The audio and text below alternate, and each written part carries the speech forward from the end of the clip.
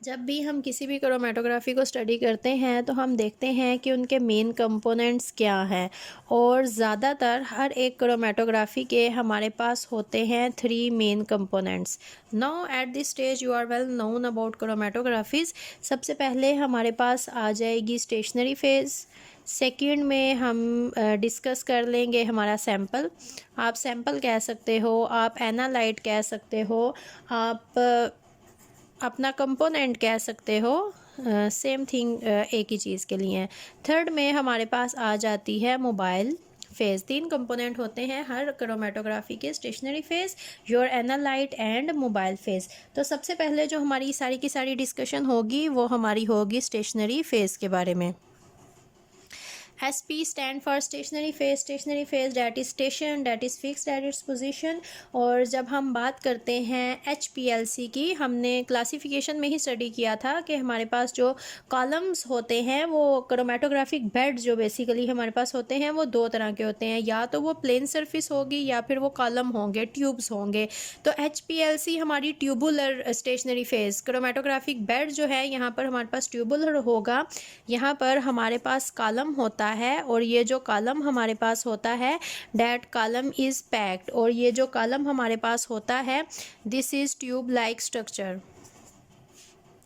Tube like column होता है हमारे पास। और मैं पहले इसकी शेप ड्रा करके दिखाती हूँ आपको ताकि पता चले हम किस तरह से स्टेशनरी फेस फिल करेंगे।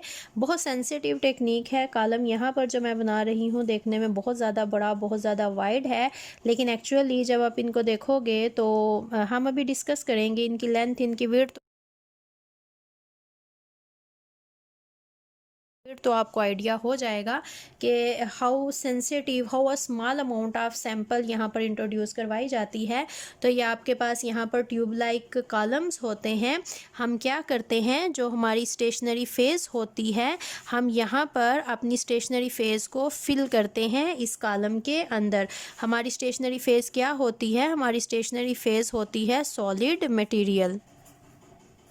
सॉलिड मटेरियल जो कि इस कॉलम के अंदर किया जाता है फिल। सॉलिड अब्जॉर्बेंट मटेरियल कह सकते हो, या आपके पास एब्जॉर्बेंट मटेरियल होता है। बेसिकली एब्जॉर्बेंट मटेरियल इसको क्यों कहा जाता है, ये एब्जॉर्प्शन क्रोमेटोग्राफी की टाइप में आपके पास आ जाता है। एब्जॉर्बेंट मटेरियल इसी ने अपनी सरफेस के ऊपर कंपोनेंट को एब्जॉर्ब करवाना है, वो अटैच होगा इसके ऊपर, और फिर अफिनिटी की बेस पे वो जब हम इसका प्रिंसिपल मेथोडोलॉजी देखेंगे तो वहाँ पर देखेंगे कि सेपरेशन हमारे पास किस तरह से होगी। अब अगर हम स्टेशनरी फेज़ को बात करें, थोड़ा सा डिस्कस करें, डिटेल में जाएं, तो हम यहाँ पर लिख सकते हैं types of column in HPLC। हम हेडिंग देंगे अलग से, फिर प्रॉपर इसकी डिस्कशन स्टार्ट करेंगे। This is types of column in HPLC। अब जिस तरह मैं हमेशा कहती हूँ, जब भी हम किसी चीज़ की टाइप्स बनाते हैं, क्लासेस बनाते हैं, तो वो डिफरेंट बेस होती हैं जिनके अकॉर्डिंग हम उनकी क्लासिफिकेशन करते हैं। यहाँ पर भी हमारे पास डिफरेंट बेसिस आएंगी। अगर हम खुद से हेडिंग अपनी दें ताकि हमें याद रहे, तो पहला आप कह सकते हो कि अकॉर्डिंग टू प्रोसेस कर लें।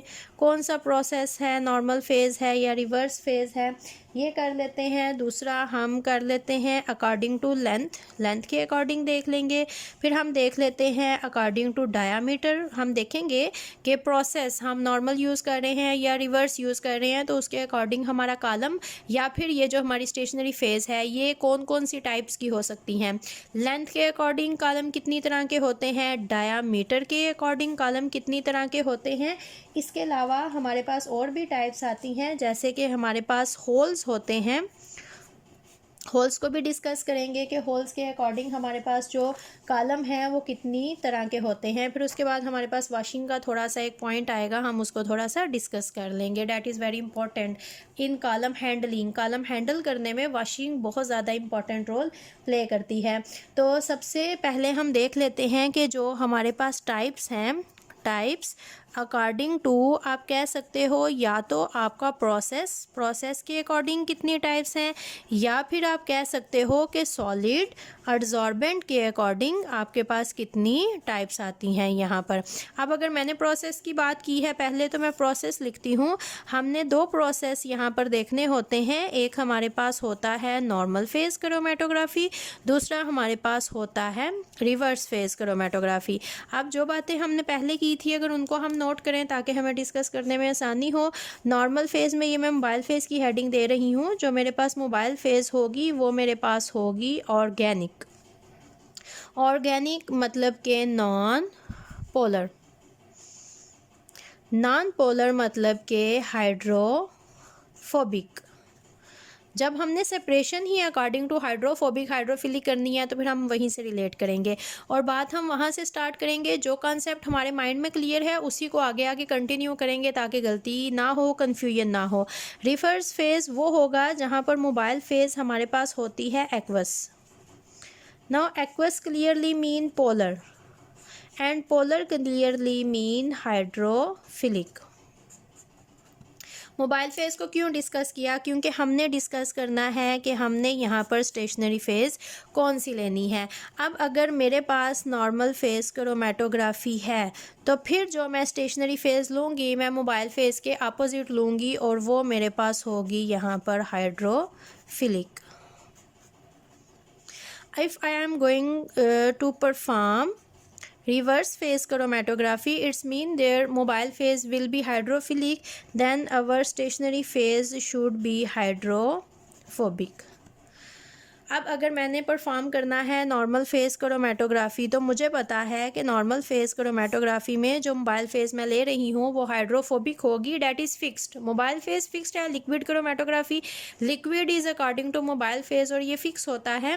तो जब मेरे पास मैं यहाँ पर नॉर्मल फेज़ क्रोमेटोग्राफी परफॉर्म करूँगी तो मेरे पास जो मोबाइल फेज़ है वो हाइड्रोफोबिक होगी और मैंने जो स्टेशनरी फेज़ लेनी है वो हाइड्रोफिलिक लेनी है। मतलब कि स्टेशनरी फेज़ मैंने यहाँ पर पोलर लेनी है। तो बेस्ट थिंग इज़ हमारे पास सिलिका, बहुत ज़्यादा यूज़ होने वाली स्टेशनरी फेज़ एलुमिना, बहुत ज़्यादा यूज़ होने वाली स्टेशनरी फेजेस हैं ये दोनों। हम सिंपल इनको यूज़ कर लेंगे। There will be no need for the modification, they are the best suited polar stationary phases. अगर मैंने परफॉर्म करनी है रिवर्स फेज़ क्रोमेटोग्राफी तो इसका मतलब है कि क्लियरली मुझे यहाँ पर हाइड्रोफोबिक चाहिए, मतलब कि मुझे यहाँ पर चाहिए नॉन पोलर स्टेशनरी फेज़। तो फिर मैं यहाँ पर क्या यूज़ करूँगी? अब मैं यहाँ पर यूज़ करूँगी modified silica. Now what is modified silica? Lab में सिलिका को मॉडिफाई किया जाता है। किस तरह से? ये जो हमारे पास सिलिकॉन होता है या तो हम इसके साथ C18 चेन अटैच कर देते हैं या फिर इसके साथ हम C8 चेन को अटैच कर देते हैं। This is modified silica. दो तरह की सिलिका हम यूज़ करते हैं, या तो सिलिका चेन सिलिका जो है हमारे पास सिलिकॉन उसके साथ C8 चेन को अटैच कर दिया जाता है, या फिर हम क्या करते हैं, हम C8 दिस इज़ ऑक्टेन को अटैच कर देते हैं हम सिलिकॉन के साथ। तो दिस इज़ मॉडिफाइड सिलिका। ये दोनों यूज़ की जाती हैं जब हमने क्रोमेटोग्राफी परफॉर्म करनी होती है रिवर्स फेज़ क्रोमेटोग्राफी। तो ये पहले प्रोसेस के अकॉर्डिंग आप कह सकते हो, सॉलिड एडजॉर्बेंट के अकॉर्डिंग कह सकते हो। जो आपके पास टाइप्स आती हैं कॉलम की कह लें या फिर स्टेशनरी फेज़ की कह लें, ये आपके पास बेसिकली तो हम स्टेशनरी फेज़ को डिस्कस कर रहे हैं। जो सारा डाटा हमारे पास आता है स्टेशनरी फेज़ में। तो पहले स्टेशनरी फेज़ दो तरह की होंगी, या तो हाइड्रोफोबिक होंगी या हाइड्रोफिलिक होंगी। हाइड्रोफिलिक तब यूज़ की जाएंगी when we are going to perform normal phase chromatography. In that case we have to use polar stationary phase, that is simply silica and alumina. No modifications are required, are not necessary for this process. Second is reverse phase chromatography, and we know that we have to use a non-polar stationary phase because our mobile phase is polar. So then we will use modified silica. Just we have to modify the silica. In that case we will attach C18 or C8 group with silicon. तो ये हमारे पास हो जाती है modification. Second हमने जो point दिया था that is types according to size. Size, यहाँ पर साइज़ की बात हम करेंगे। साइज़ में दो चीज़ें आती हैं, एक हमारे पास आती है लेंथ, दूसरा हमारे पास आता है डाया। तो पहले हम यहाँ पर डिस्कस करेंगे इसकी लेंथ।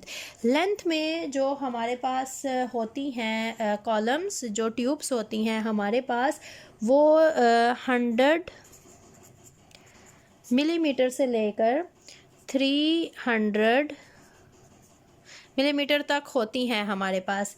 बहुत स्मॉल साइज़ की भी होती हैं। अगर हम वेरी स्मॉल साइज़ बात करें तो अब 250 मिलीमीटर इन लेंथ कॉलम्स भी हमारे पास प्रेजेंट होते हैं। Size is not restricted, any size can be use depending upon requirement of the experiment.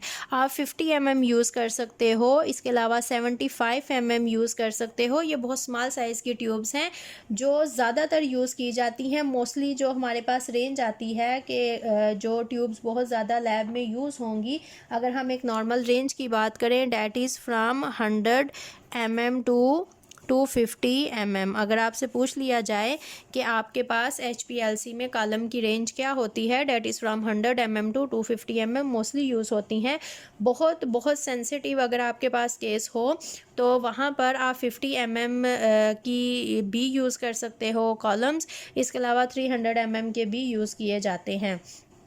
अब अगर हम लेंथ के अकॉर्डिंग देखें तो हमारे पास कॉलम या तो आएंगे बहुत ही ज़्यादा स्मॉल साइज़ आती हैं स्मॉल साइज़ ट्यूब्स, या फिर हमारे पास होती हैं लार्ज साइज़ ट्यूब्स। अब कब हमें कैसे पता चलेगा कि हमने कब स्मॉल साइज़ ट्यूब्स यूज़ करनी है और कब हमने लॉन्गर कॉलम्स यूज़ करने हैं? तो पहले अगर हम बात करते हैं कि हमने जो हमारे पास स्मॉलर कॉलम है उनको हमने कब यूज़ करना होता है, तो हमें अगर पता है कि क्रोमेटोग्राफी हमने परफॉर्म करनी है, जो कंपोनेंट हमने यहाँ पर एनालिसिस के लिए लिया है उनका रिटेंशन टाइम बहुत ज़्यादा हाई है। अब रिटेंशन टाइम हमारे पास क्या होता है? अगर हमारे पास रिटेंशन टाइम हो बहुत ज़्यादा हाई, रिटेंशन टाइम, रिटेंशन का मतलब, रिटेंशन जो हमारे पास वर्ड है ये आता है रिटेन से। रिटेन का मतलब होता है स्टे करना, किसी जगह पे रुक जाना, हम कहते हैं रिटेंशन टाइम। अगर हम क्रोमेटोग्राफी परफॉर्म कर रहे हैं और जो हमारा कंपोनेंट है वो स्टेशनरी फेस के ऊपर रिटेन कर जाए, स्टे कर जाए बहुत ज़्यादा देर के लिए, तो हम कहते हैं कि हमारा रिटेंशन टाइम हाई है। अलूशन, आपको पता है अलूशन होता है कंपोनेंट का स्टेशनरी फेस के ऊपर से फ्लो करके बाहर की तरफ आ जाना, सेपरेशन हो जाना। अगर हमारे पास जो अलूशन टाइम है वो बहुत ही ज़्यादा स्लो है, जो एनालिसिस टाइम है, या सिंपली आप इन दोनों बातों को अगर सिंपलीफाई करते हो, जो एनालिसिस टाइम है बहुत ज़्यादा हाई है, एनालिसिस करने में आपको बहुत ज़्यादा टाइम लगेगा, आपके कंपोनेंट ने रिटेन बहुत ज़्यादा देर करना है, अलूशन बहुत देर के बाद होनी है, तो फिर हम क्या करते हैं, हम स्मॉलर कॉलम्स यूज़ करते हैं। स्मॉलर कॉलम्स क्यों यूज़ करते हैं? क्योंकि हम चाहते हैं ऑलवेज जब भी हम क्रोमेटोग्राफी परफॉर्म कर रहे हैं कि जो हमारा एनालिसिस टाइम है वो टाइम हमारे पास लेस होना चाहिए, तो इसलिए हम यहाँ पर यूज़ करेंगे स्मॉलर कॉलम्स। दूसरे हमारे पास आ जाते हैं लॉन्गर कॉलम्स। अब लॉन्गर कॉलम्स हम क्यों यूज़ करते हैं और किस टाइम यूज़ करते हैं? तो लॉन्गर कॉलम्स तब यूज़ किए जाते हैं हमें पता हो कि जो हमारे पास यहाँ पर अलूशन है, अलूशन टाइम हमारे पास यहाँ पर बहुत ज़्यादा हाई है, और जो हमारे पास रिटेंशन टाइम है वो हमारे पास बहुत ज़्यादा लो है। तो फिर हम क्या करेंगे, हम यहाँ पर लॉन्गर कॉलम यूज़ करेंगे ताकि जो हमारा कंपोनेंट है वो प्रॉपर अफिनिटी स्टेशनरी फेज़ और मोबाइल फेज़ के साथ डिवेलप कर ले। तो हमें पता हो अगर किसी भी क्रोमेटोग्राफी का रिटेंशन टाइम बहुत स्लो है तो फिर हम क्या करते हैं, हम कॉलम की लेंथ को इंक्रीज़ करके उसके रिटेंशन टाइम को भी इंक्रीज़ कर सकते हैं, क्योंकि रिटेंशन टाइम ना तो बहुत कम होना चाहिए ना बहुत ज़्यादा होना चाहिए। इट विल बी ऑप्टिमाइज, जिस तरह हम कहते हैं कि मोबाइल फेज़ के फ़्लो हमारे पास ऑप्टिमाइज्ड होने चाहिए, यही मतलब होता है कि फ़्लो ऑप्टिमाइज होने का मतलब है कि जो कंपोनेंट है वो प्रॉपर अफिनिटी डिवेलप करे, उसको स्टेशनरी फेज़ के साथ डिवेलप करनी है या फिर मोबाइल फेज़ के साथ, जिसके साथ भी अफिनिटी डेवलप करनी हो उसके साथ प्रॉपर अफिनिटी डेवलप कर ले। फिर उसके बाद हमारे पास जो सेपरेशन होगी वो हमारे पास separation will be of good quality.